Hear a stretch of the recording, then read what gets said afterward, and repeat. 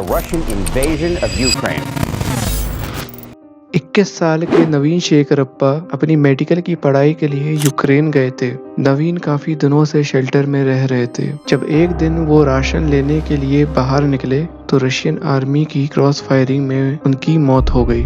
नवीन की तरह अभी भी कई इंडियन स्टूडेंट्स यूक्रेन में फंसे हुए हैं जो कि इंडिया आना चाह रहे हैं, पर जंग रुकने का नाम नहीं ले रही है। तो हालात तो वायलेंस झेलना पड़ा आपको? नहीं, मुझे वायलेंस नहीं झेलना पड़ा, लेकिन हाँ मैंने बहुत देखा ऐसा। बच्चे बेहोश हुए, उन्हें मारा गया, जो गन के पीछे वाला हिस्सा होता है मोटा था उससे, ठीक है, पैरों से, बूट से, ठीक है, तो बहुत बुरी हालत हो गई थी, ठीक है। वो हमें प्रेफर नहीं कर रहे थे। गेट जब खुलता था सबसे पहले यूक्रेनियंस जाएंगे। अगर आप भी मेरी तरह इंटरनेशनल रिलेशंस को कुछ महीनों से ऑब्जर्व कर रहे हैं तो आप रशिया और यूक्रेन के बीच बढ़ रहे कॉन्फ्लिक्ट को बड़े क्लोजली ऑब्जर्व कर रहे होंगे। Started large-scale military drills this morning. And this is a very dangerous moment. Stoking fears of an invasion. More than 2,000 troops, according to American intelligence, sent within the 24 hours. American citizens should leave now. और ये speculation काफी time से लगाई जा रही थी कि Russia Ukraine के संग जंग पे किसी भी वक्त जा सकता है। Russia's president, Vladimir Putin, effectively declared war on Ukraine and authorized the Russian military to invade the country. Explosions were quickly reported afterwards across the country.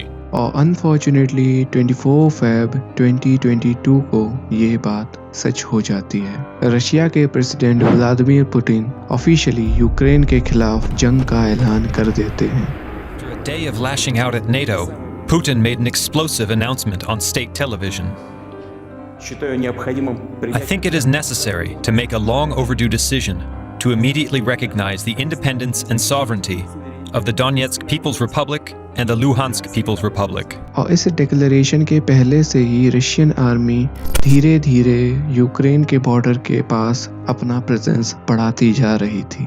Russian army ने यूक्रेन बॉर्डर के पास 1 लाख से ज्यादा foot soldiers, tanks, artilleries and field hospitals बनाने शुरू कर दिए थे।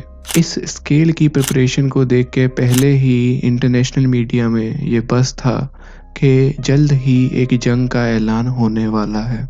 Unfortunately 24 फरवरी को यह डर सच्चाई में बदल जाता है। और ये प्रिपरेशन किस स्केल पे हो रही थी इसका अंदाजा आप इसी बात से लगा सकते हैं कि रशिया ने यूक्रेन के बॉर्डर पर जितनी आर्मी डिप्लॉय करी थी, पूरे यूक्रेन एज अ कंट्री की आर्म स्ट्रेंथ इससे कम थी। अगर कंपैरिजन के लिए बोलूं तो these are the same number of troops America send while invading Iraq. इसीलिए अब जब फाइनली रशिया ने यूक्रेन पे इन्वेड किया, पूरा विश्व एक तरह से आश्चर्य तो हुआ, पर हमें कहीं ना कहीं रशिया से एक फुल स्केल वॉर की भनक लगनी शुरू हो गई थी।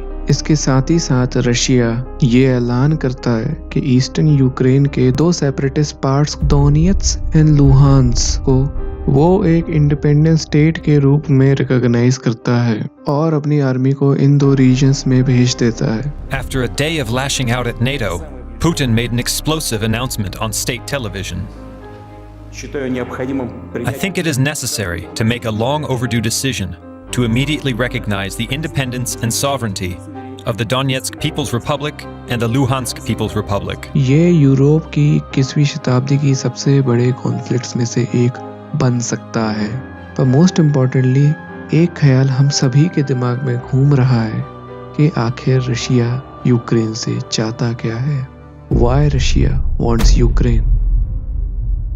तो आज के रशिया को समझने के लिए हमें पहले उसके इतिहास को समझना होगा। कैसे रशिया के छोटे छोटे टुकड़े होते गए, from the mighty Slavic empire to USSR to now the present day Russia.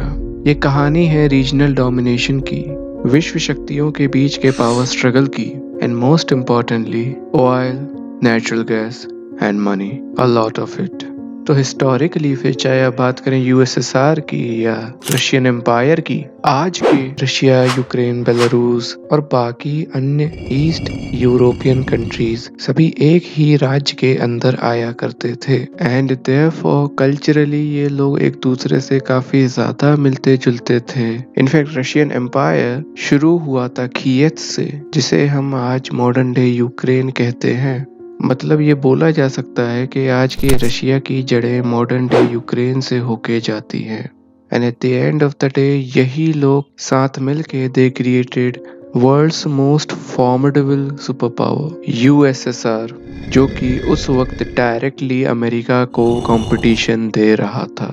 Therefore, during the Cold War, पूरी दुनिया दो गुटों में बट गई थी और उन दो फ्रंट्स को प्राइमरीली दो मिलिट्री ग्रुप्स लीड कर रहे थे। North Atlantic Treaty NATO at the west, Warsaw pact in the east.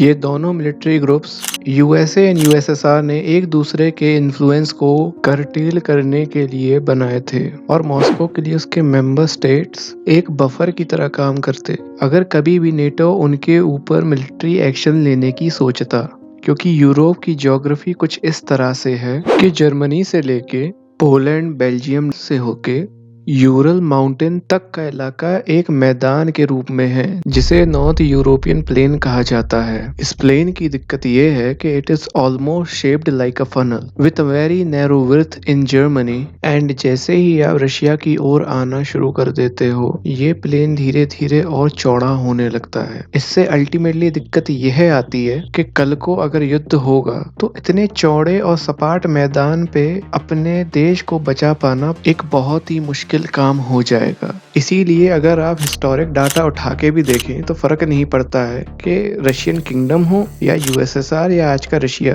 Regardless of any timeline, Moscow की हमेशा से प्रायोरिटी यही रही है कि इस यूरोपियन प्लेन का जितना पार्ट हो सके अपने डोमेन में कैप्चर करके रखें ताकि मॉस्को तक का रास्ता जितना नैरो हो सके उतना वो कर सके।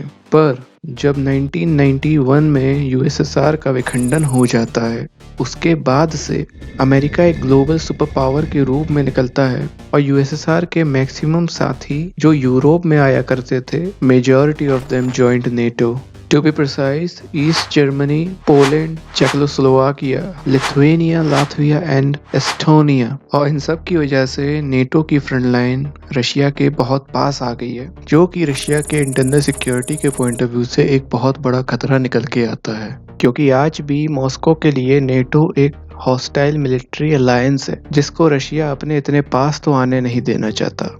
और इसलिए आप अब समझ सकते हैं कि यूक्रेन रशिया के लिए इतना इम्पोर्टेंट क्यों है। फॉर एग्जांपल, अगर यूक्रेन रशिया की साइड हो जाता है through collective security treaty organisation CSTO, जो कि एक सिक्योरिटी अलायंस है between Russia, Belarus and Armenia, तो यूक्रेन के रशिया को ज्वाइन करने से CSTO की कलेक्टिव बाउंड्री कार्पेथियन माउंटेन्स तक चली जाएगी। At the same time NATO की opening through north European plain भी काफी ज्यादा श्रिंक कर जाएगी, क्योंकि अगर नेटो मॉस्को को अटैक करने के लिए आगे बढ़ेगा तो रशिया उन्हें इजीली ब्लॉक कर सकता है थ्रू शिवल्की गैप। पर अगर यूक्रेन नेटो को ज्वाइन कर लेता है तो इक्वेशन ही पूरी बदल जाएगी, क्योंकि तब नेटो की बाउंड्रीज कार्पेथियन माउंटेन से आगे बढ़ के यूरोपियन प्लेन के चौड़े भाग तक चली जाएगी, जहां से फिर रशिया को अटैक करना कंपैरेटिवली आसान होगा और रशिया के लिए भी खुद को प्रोटेक्ट कर पाना काफी मुश्किल हो जाएगा। इसलिए रशिया बिल्कुल नहीं चाहता है कि यूक्रेन नेटो का भाग बने,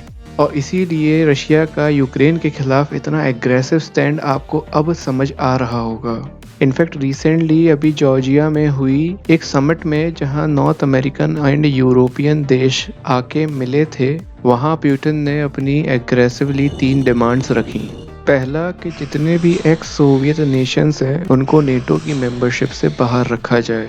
दूसरा, नेटो अपनी ट्रूप्स को ईस्टर्न यूरोप से वापस ले ले और अपनी सेना को कन्फाइन कर ले to the point where it was in 1990s। और तीसरा और सबसे महत्वपूर्ण, नेटो अपना ईस्टवर्ड एक्सपेंशन बंद करे और कोई भी और यूरोपियन कंट्री को अपने संग शामिल ना करे, स्पेशली जॉर्जिया एंड यूक्रेन, जिनके संग रशिया अपना लैंड बॉर्डर शेयर करता है।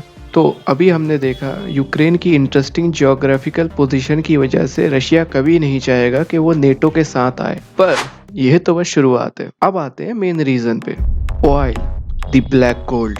रशिया पूरी दुनिया का दूसरा सबसे बड़ा ऑयल प्रोड्यूसर है और साथ ही साथ साइबेरिया में रशिया के पास दुनिया का सबसे बड़ा नेचुरल गैस का भंडार है, जिसने रशिया को वर्ल्ड का लीडिंग एक्सपोर्टर बना दिया है नेचुरल गैस के मामले में। देयरफॉर तेल और नेचुरल गैस के एक्सपोर्ट से जो रेवेन्यू जनरेट होता है वो आज की डेट में रशिया की अर्थव्यवस्था की नींव है। रशिया के बजट का अराउंड मोर देन 50% गैस और क्रूड की सेल से आता है और साथ ही साथ it accounts for more than 30% of the entire GDP of Russia. और रशिया ने भी इस गोल्ड माइन का बखूबी फायदा उठाया है। मॉस्को ने तेल और गैस से बनाए अथाह पैसे को यूज किया by reinvesting in the military, paying off their debt, saving money and most importantly using the power of oil to influence the policies of Europe. But despite these geographical blessings, it also comes with some geographical risk, at least from the side of Moscow. You see, पूरे European union का 35% से ज़्यादा crude Russia supply करता है। Especially Germany, the world's 4th largest economy, अपनी ज़रूरत का more than 50% natural gas Russia से इंपोर्ट करता है। एंड देयरफॉर ये क्रिटिकल इंफ्रास्ट्रक्चर रशिया के कैश फ्लो के लिए बहुत ज़्यादा क्रिटिकल हो जाता है। You see, during the Soviet era, जब यूक्रेन यूएसएसआर का भाग हुआ करता था, तब यूरोप के लिए गैस की मेजॉरिटी पाइपलाइंस यूक्रेन से होके निकलती थी। And during 1990s, after the collapse of USSR, Ukraine एक इंडिपेंडेंट कंट्री के रूप में निकलता है एंड देयरफॉर वो रशिया से billions of dollar in tariff मांगना शुरू कर देता है अपनी कंट्री के थ्रू गैस पास कराने के लिए। और रशिया के पास यूक्रेन की इन मांगों पे हामी भरने के अलावा और कोई चॉइस ही नहीं बची थी, क्योंकि इतना रोबस्ट और इंटरकनेक्टेड पाइपलाइन इंफ्रास्ट्रक्चर कहीं और अभी एग्जिस्ट ही नहीं करता था। और इसीलिए 2005 के अंत तक भी रशिया का 80% से ज्यादा गैस यूक्रेन के थ्रू होकर जाता था।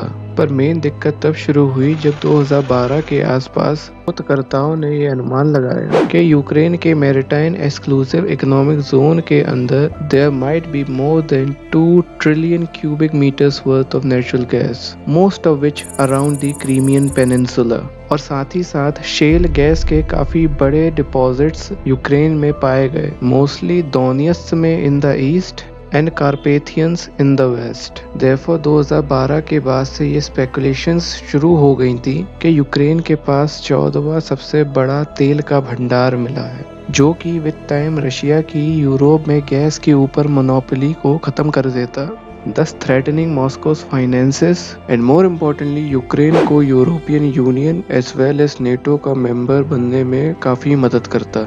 मेरे ओपिनियन में ये रशिया के लिए सबसे बड़ी प्रॉब्लम थी और इसलिए 2014 में जब यूक्रेन में प्रो EU प्रोटेस्ट के चलते हुए जब यूक्रेन की गवर्नमेंट कोलैप्स कर गई, तब एक परफेक्ट अपॉर्चुनिटी थी रशिया के लिए यूक्रेन पे हमला करने की। And so he does. Moscow 2014 में क्रीमिया को एनेक्स कर लेता है in the name of historical claims and protecting ethnic Russians. पर रियलिटी में क्रीमिया को एनेक्स करके रशिया को यूक्रेन का मेजॉरिटी एक्सक्लूसिव इकोनॉमिक जोन और 2/3 कोस्टलाइन का एक्सेस मिल गया, जिसके अंदर यूक्रेन का अराउंड 80% ऑफशोर ऑयल रिजर्व्स आ रहा था। इसने यूक्रेन के ऑयल को लेके एम्बिशंस को पूरी तरह खत्म कर दिया और साथ ही साथ जले पे नमक छिड़कने के लिए यूक्रेन के वो इलाके जहाँ पे शेल गैस मिलने की संभावना थी, डोनियत्स्क एंड लुहांस्क, वहाँ रिबेलियन शुरू हो जाता है which was backed by Russia. इस इंस्टेबिलिटी को देख के जितने भी प्राइवेट प्लेयर्स थे उन्होंने यूक्रेन में इन्वेस्ट करने से मना कर दिया। और क्योंकि यूक्रेन खुद फाइनेंशियली इतना केपेबल नहीं था खुद से ऑयल ड्रिलिंग करने के लिए, तो प्राइवेट इन्वेस्टमेंट के बिना यूक्रेन के पास इतने तेल के भंडार को एक्सेस करने का कोई और चारा बचा ही नहीं। तो हम ये कह सकते हैं कि जब बात तेल की आती है तो रशिया कुछ भी करने को तैयार है अपनी वेल्थ और पावर के प्राइमरी सोर्स को प्रोटेक्ट करने के लिए। और वर्तमान में यूक्रेन के पास रशिया की एडवांस मिलिट्री को टक्कर देने की कोई क्षमता है नहीं। पर भविष्य में अगर यूक्रेन नेटो का सदस्य बन जाता है तब रशिया को मुश्किल हो सकती है, क्योंकि नेटो का आर्टिकल 5 ये कहता है कि नेटो के सदस्य किसी पे हमला करें या ना करें, पर अगर कोई बाहर का देश अगर नेटो के किसी भी एक सदस्य पे हमला करेगा तो बाकी सारे मेंबर्स मिलके उस एक देश के खिलाफ जंग का ऐलान कर देंगे।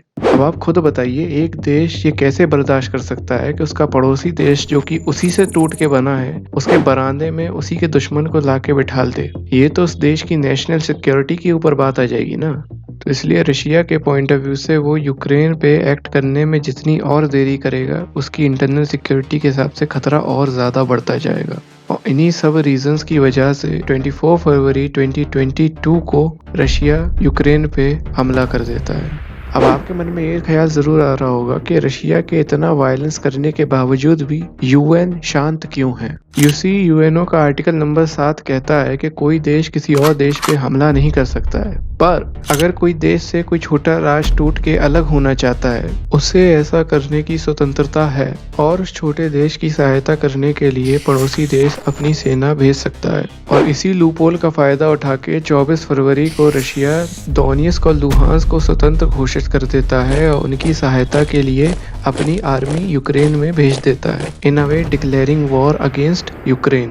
और अभी कुछ भी कह पाना बड़ा मुश्किल है कि आखिर रशिया एक्चुअल में चाहता क्या है, क्योंकि रशिया ने यूक्रेन पे ऑल आउट चारों ओर से हमला शुरू कर दिया है।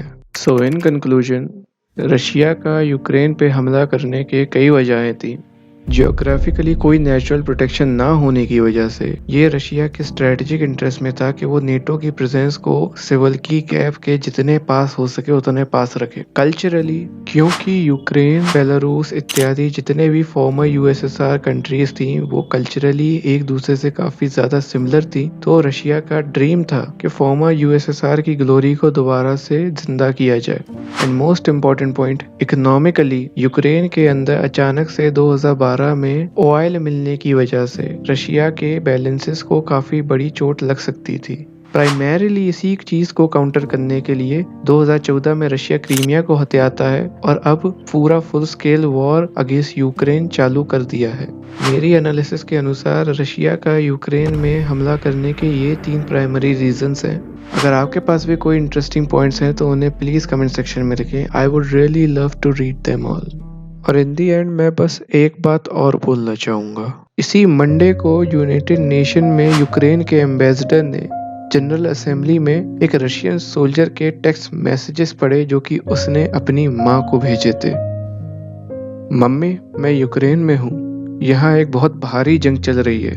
मैं डरा हुआ हूँ। यहाँ हर जगह बम गिराया जा रहा है। सिविलियंस को भी टारगेट किया जा रहा है। हमें बताया गया था कि यूक्रेन के लोग हमारा स्वागत करेंगे, लेकिन ये तो हमें रोकने के लिए हमारी गाड़ी के नीचे तक आने को तैयार हैं। ये लोग हमें फासिस्ट बुला रहे हैं। मम्मी, ये सब बहुत मुश्किल है। अनफॉर्चुनेटली ये जवान अब तक मर चुका है। यूक्रेन के लोग बड़ी बहादुरी से अपने देश के लिए, अपनी आज़ादी के लिए लड़ रहे हैं। उनका एक एक सैनिक आखिरी सांस तक अपने देश के लिए लड़ रहा है। इनफैक्ट अपने देश के लिए वहाँ के आम आदमियों ने भी हथियार उठा लिए हैं। कुछ ताकतवर लोगों की महत्वाकांक्षाओं को पूरा करने के लिए आम आदमियों को उसकी कीमत चुकानी पड़ रही है। इस मंजर को देख के मुझे महमूद दरवेश की कुछ पंक्तियां याद आती हैं। युद्ध खत्म हो जाएगा, नेता एक दूसरे से हाथ मिलाएंगे, लेकिन वो बूढ़ी माँ अपने शहीद बेटे का इंतजार करती रह जाएगी। वो लड़की अपने प्रिय पति की राह देखती रहेगी। वो बच्चे अपने नायक पिता का इंतजार करते रह जाएंगे। मैं नहीं जानता हमारी मातृभूमि को किसने बेचा, पर मैंने ये जरूर देखा कि कीमत किसने चुकाई। जय हिंद। मैं हूँ सिद्धांत। आप देख रहे हैं नंदूस।